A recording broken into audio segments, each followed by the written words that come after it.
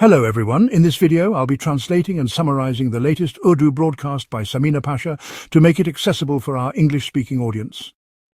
Let's go through the key developments and insights in Samina Pasha's words. A war has officially begun between Iran and Israel. After Israel carried out a terrorist-style attack which caused significant damage to Iran has officially responded with a powerful counterattack. In fact, there is now a wave of attacks being launched towards Israel. The reported damage is substantial, and this is just the first day of the conflict. It looks like this war could escalate. We'll discuss this in more detail. We'll also talk about the internal situation in Pakistan, where the Khyber Pakhtunkhwa budget has been presented, despite heavy criticism. What are the circumstances surrounding this? We'll also cover another important topic that has drawn widespread public reaction. A video released by Hina Parvez Butt after meeting with a rape victim, and why it has come under so much criticism.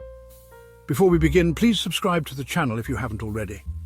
Let's first talk about the Iran-Israel war. What has happened to the world all of a sudden? Why are countries so eager for war? The attack launched by Israel was bizarre and unprovoked. Iran had done nothing to justify such a strike. It was a very regrettable act. After causing devastation in Gaza, Israel launched this unprovoked attack on Iran, essentially forcing a war. This now appears to be a very dangerous and frightening situation. When Israel launched its attacks, everyone waited to see how Iran would respond. Initially, there was disappointment. People questioned where Iran's intelligence and defense systems were. But soon, a high-level meeting took place in Iran, after which the Supreme Leader Ayatollah Khamenei officially declared war. He said Iran had not started this war, and the world should know that the first strike was made by Israel. From here on, all consequences and responsibilities will lie with Israel. He stated clearly, "Don't blame us for any excesses now. This war was officially started by them." Then Iran launched hundreds of missiles at Israel.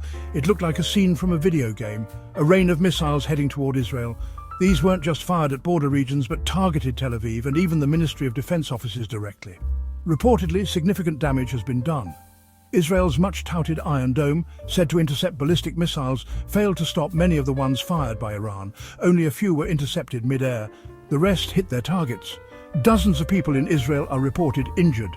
As air raid sirens went off in various Israeli cities, people rushed to the bunkers they had pre-built, knowing their actions might provoke retaliation. We also saw Israeli aircraft flying toward Iran, and Iran reportedly shot down 3 fighter jets and captured a female pilot officer.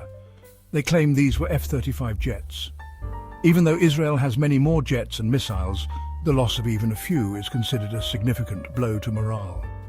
Iran's response appears to have been well coordinated and forceful. Reports say Prime Minister Netanyahu has now activated all diplomatic channels. If the situation becomes unmanageable, Israel might seek a ceasefire. However, if they think Iran won't be able to sustain prolonged retaliation, they may just wait out this response before launching further strikes. There are also reports from Iran suggesting discussions about potentially using nuclear weapons, and they are emphasizing their right to self-defense. Iranian citizens have taken to the streets, chanting slogans and, demanding a strong response against Israel. Iran reportedly launched somewhere between 200 and 300 ballistic missiles, primarily targeting Tel Aviv. Their main focus, it seems, appears to be Israeli defense installations. This strong response has, triggered a wave of enthusiasm in Iran. There was already deep anger against Israel for what it did in Gaza, the ethnic cleansing of Palestinians, turning Gaza into ruins. People were, honestly, silently fuming and hoping someone would respond strongly to Israel. Unfortunately, most Muslim and Arab countries did not show unity or take any serious actions against Israel. They remained silent spectators for almost 2 years as Gaza was destroyed. Now that Iran has responded strongly, there is renewed energy and emotion among the public. But the real question is, was this just a one-time response? Or will Iran be able to sustain this war for the long term? We've seen this before. When Hamas attacked Israel from Gaza, it initially shook Israel. But in retaliation, Israel launched a massive assault that Hamas could not withstand, and innocent Palestinians bore the brunt of it. So, it remains to be seen whether Iran can maintain this level of response. It's certain Israel will retaliate again, and we all know they have America's support when it comes to lobbying efforts. Many neighboring countries, even some Muslim nations, likely won't stand with Iran. They may end up siding with Israel. In such a situation, it remains to be seen how long Iran can sustain this war. However, it's significant that Iran has always lived with dignity. Despite economic sanctions being imposed and many efforts made to break their will, they endured those sanctions. Iran simplified its lifestyle but never surrendered to global powers. Their way of conducting themselves shows us something. If you observe their visits or see footage of their presidential offices, actually calling them palaces would be wrong because their offices are so modest. The home of their martyred president, for example, was so simple and small. These people have truly acted as leaders, adopted simplicity and stood firm for their nation. They didn't surrender, nor did they indulge in luxuries. Despite sanctions, they could have weakened, but their key support came from oil. The oil reserves allowed them to survive, and they maintained both survival and defense despite all odds. Now the war has begun and Pakistan has responded positively. Pakistan has openly supported Iran. Foreign Minister Bilawal Bhutto Zardari has also strongly condemned Israel. Statements have also come from Shahbaz Sharif, Nawaz Sharif and various political figures of Pakistan, all condemning Israel's attack on Iran. This is a positive development, that at least in our region, Pakistan's position is clear and unambiguous. Let's see how this situation unfolds. But as of today, Netanyahu is visibly rattled. He has received a strong shock, and his arrogance, rooted in his sense of power, has been challenged. He likely did not expect such a forceful retaliation from Iran. Iran has responded with full honor and dignity. We'll have to see what direction this war takes. Many neighboring countries, even some Muslim nations, likely won't stand with Iran. They may end up siding with Israel.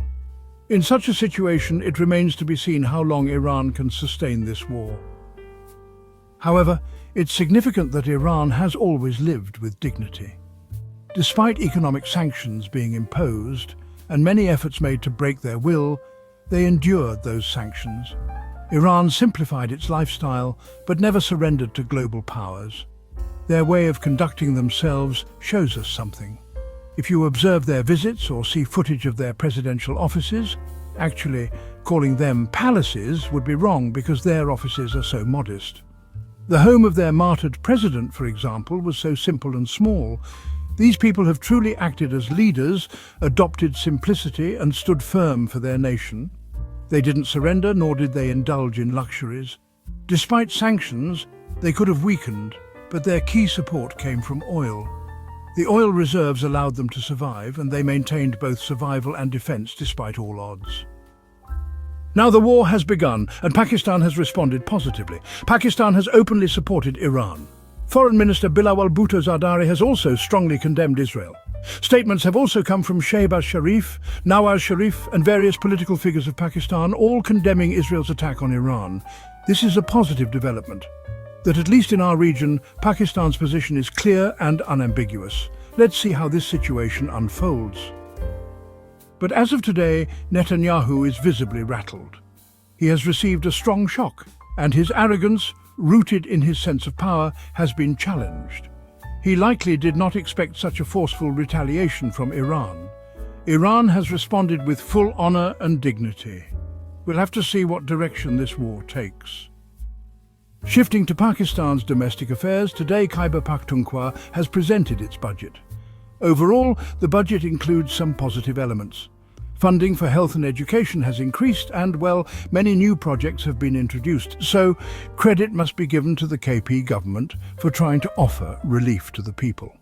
They say the province is now financially stable, which is why they've offered a people-friendly budget. However, some backlash has occurred because the budget was presented without any consultation or meeting with Imran Khan. Despite leaders repeatedly saying the budget won't be passed without meeting him, many party workers are angry, feeling that presenting the budget without Imran Khan's input goes against his instructions. They see it as an attempt to bypass or exclude him. This has caused friction between PTI and its grassroots workers. Today, a major rally is set to take place in Peshawar at Mithra Barsak Road. We'll see how large the turnout is, but, the government usually treats such rallies in Peshawar and KP as routine activities and is not threatened by them. Meanwhile, PTI has also announced a protest. Eyes are on this event, planned for today, the 14th, in front of the embassy. It's expected that Field Marshal Asim Munir will also be there today, and a protest will be staged at that location. There has been significant campaigning around this protest. Pakistanis living across various US cities have been invited to join in. The goal is to make an impact and show what the Pakistani community feels about this general. The significance and scale of this protest will be closely watched, as well as whether PTI's key leadership participates or not. Often such protests occur, but the party as a whole doesn't officially endorse them. So it remains to be seen whether this time prominent PTI leaders show up and publicly own it, or avoid participation once again. There's a lot of speculation. Some say this protest will have an impact, and that if it's big and impressive, even the US will take note, especially while considering whether to normalize relations with individuals viewed controversially by the diaspora. Now, another major story trending today, Hina Parvez Butt's video has drawn a lot of attention. As you know, she holds a position appointed by Maryam Nawaz, though the exact title escapes me. These positions are often handed out without clarity. Anyway, Hina Parvez Butt has made headlines again, and not for the first time. She did something similar before, and why not when this is the vision of her leader? Maryam Nawaz is obsessed with PR, photo shoots, TikTok videos, and showing off every act on social media. So naturally her followers imitate her. Recently, an incident occurred in Hafizabad. A couple was assaulted and the woman was gang-raped by 3 armed robbers in front of her husband. Later, those criminals were reportedly killed in a police encounter. To console the victim instead of visiting her at home, Hina Parvez Butt called the victim to her own office, hugged her, and recorded the entire meeting. Then she uploaded the video to social media. This is sheer ignorance and insensitivity. First of all, if you genuinely wanted to console someone, why call her to your office? You should have gone to her home. Secondly, why make a video and post it online? Don't you understand that rape victims' identities are protected, especially in our society where life becomes incredibly difficult for them afterward? These victims are already shattered inside, and now you expose them to further humiliation by turning their suffering into a public spectacle for sympathy or political gain. These people around her apparently lack the basic intelligence to stop her. We are stuck with leaders who have no sense.